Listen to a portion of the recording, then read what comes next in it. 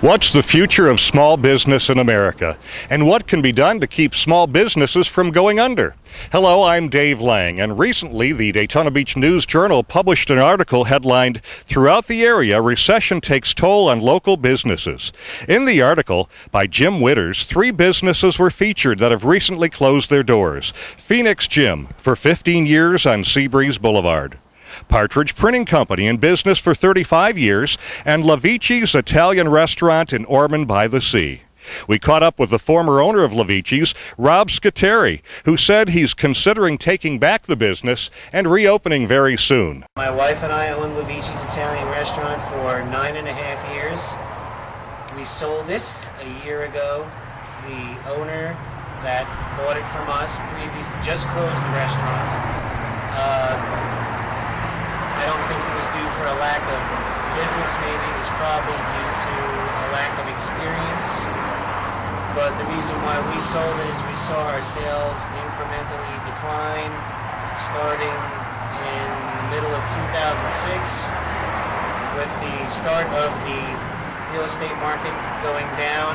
And come hell or high water, I'm going to open this place back up. So remember that. But that's it in a nutshell. At Phoenix Gym, the $10 per month membership made popular by Planet Fitness makes it very difficult for fitness centers to operate in this economy.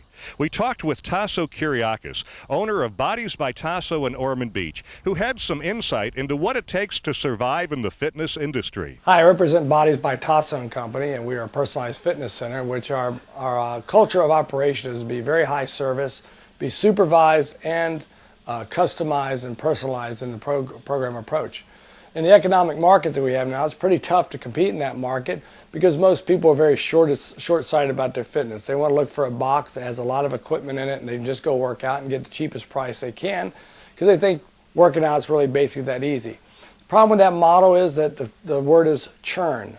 Churn is a word that's used that health clubs will open up and compete for the same 15% of the population.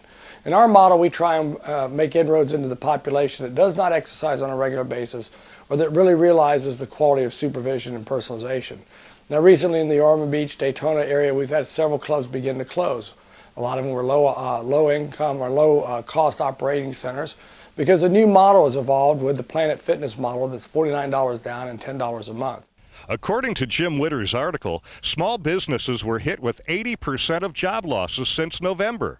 And according to a survey by the Small Business Research Board, 58% of small business owners believe the worst of the economic crisis is yet to come.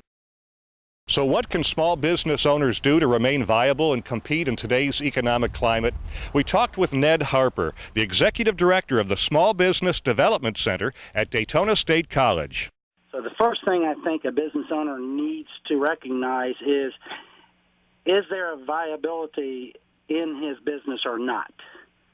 Is it if the market is shrunk below what is necessary for him to be in business, he's going to go out of business unless he expands his market, adds new products, shifts gears, as you've seen a lot of companies do. Right, sure.